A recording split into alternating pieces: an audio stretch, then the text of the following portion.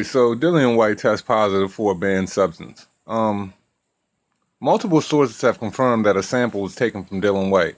He tested positive for one or more banned substances prior to Whyte's July 20th fight in London against Oscar Rivas. Although Whyte is a World Boxing Council clean boxing program, which is administered by voluntary anti-doping agency VADA, the test in question was administered by UK anti-doping agency UKAD. The positive test results is believed to have come back on July 17th. A knowledgeable source says that it was reported to the Whyte camp, including promoter Matchroom Boxing, that the British Boxing Board of Control by UKAD prior to Whyte Rivas. However, the BBC allowed the fight to proceed as scheduled. Under rules in place in the United Kingdom, Whyte has a right of appeal.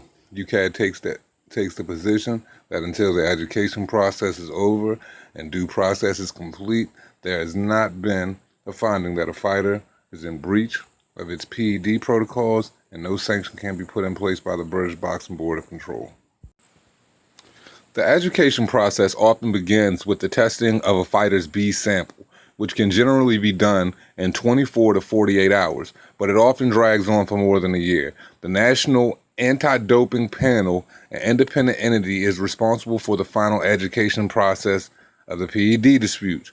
Whyte was previously suspended from competition for 2 years for testing positive for methylhexanamine following his fourth-round knockout of Sandor Balga on October 13th of 2012.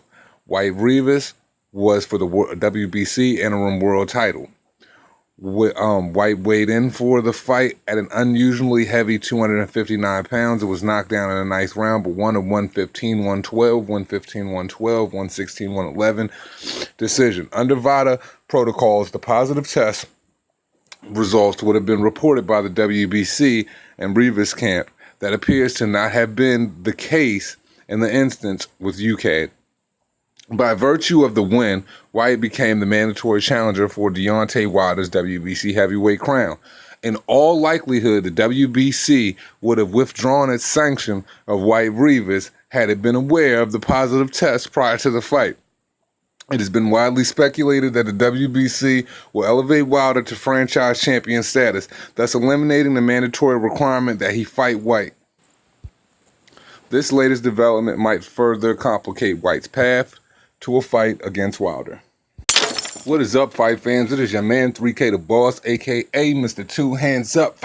You know what it is. All right, so I'm just gonna jump straight into this. I know I haven't been on here for a while. Lost my charger, couldn't really do, the recordings like I wanted to do, and it's just been a tedious process. But, considering this is the first day I'm getting back, this is not the news that I wanted to hear, but this is a sports channel, all feelings and favoritism to the side. Let's get into the business.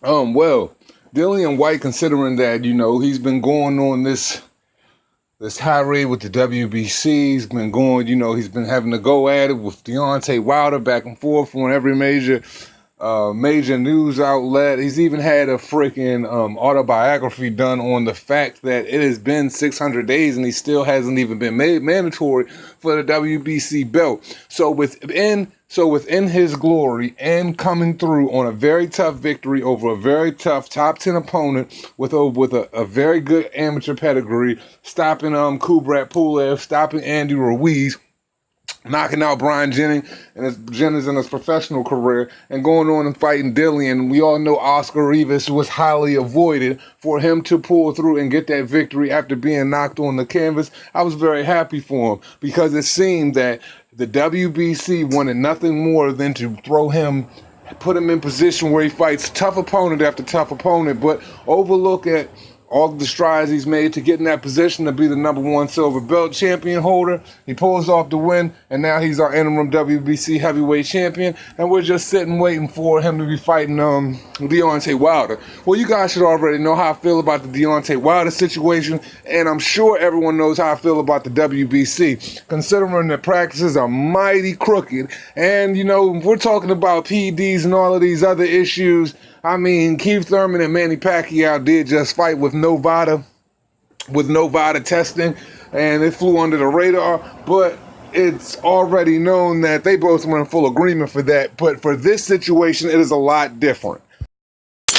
Now, we know Dillian Whyte has tested positive a couple years ago for methylhexamine, as it said in the article. But, there are, a couple of loopholes with that. Because from what I heard about the methylhexamine was that it was an okay substance up until the time when Dillian Whyte had his fight.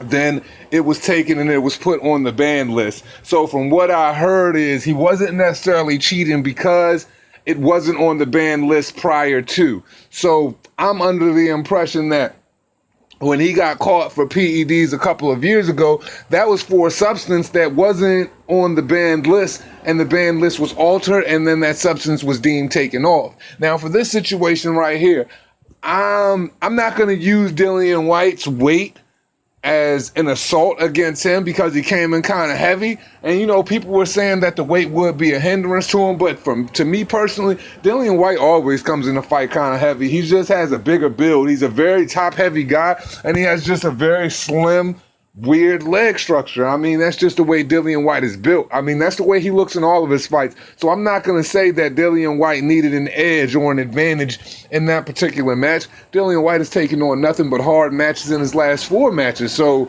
therefore, if this is, I don't see why he would be looking for the edge in this situation. And Dillian Whyte isn't the guy that normally lets the media or anything people have said get to him because he's very comfortable in who he is. Dillian Whyte does not put on a character. He isn't one of these guys that, tries to be someone he's not. And he's not one of these guys that, does a whole bunch of trolling or capping for the boxing community. So I'm not going to, put him, I'm not going to put that hat on him quite yet. My whole thing is I feel as though, not in the first instance when the article comes out that we should just go ahead and jump on him and deem this person as a bad individual or saying that, he has some strikes against her. Now, it does raise a red flag that there was a PED issue, but we've got to go through all of the litigation with everything. We've got to figure out how, we've got to know the details.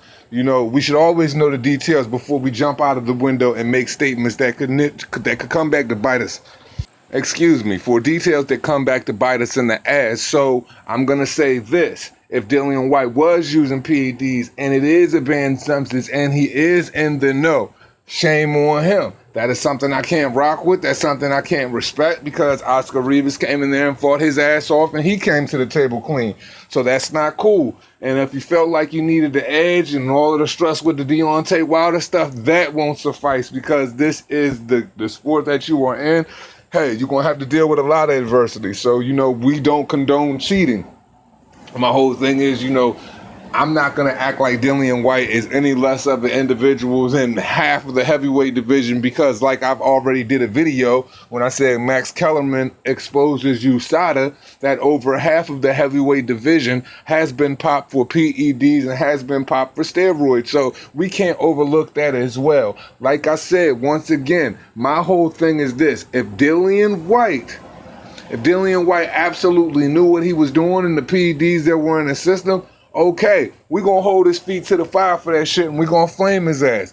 But if it's a situation with a whole bunch of these bulk powders or these dietary supplements where it was something that was there that wasn't supposed to be there, we are going to due diligence and we are going to take our time and we are going to investigate all of this the right way, cross all of our T's and dot all of our I's, look at everything for how it should be with 100% open mind and be, and be solid with our information. So I'm not going to throw Dillian Whyte under the bus quite yet. This is the first article I'm seeing. Like I said, I've had to be away from boxing for a couple of days, and there has been a lot that has happened in that couple of days. So that is all I got for you guys. It costs you nothing to pay a nigga no mind. I'm going to be on top of this case, and I will bring y'all the information as it comes.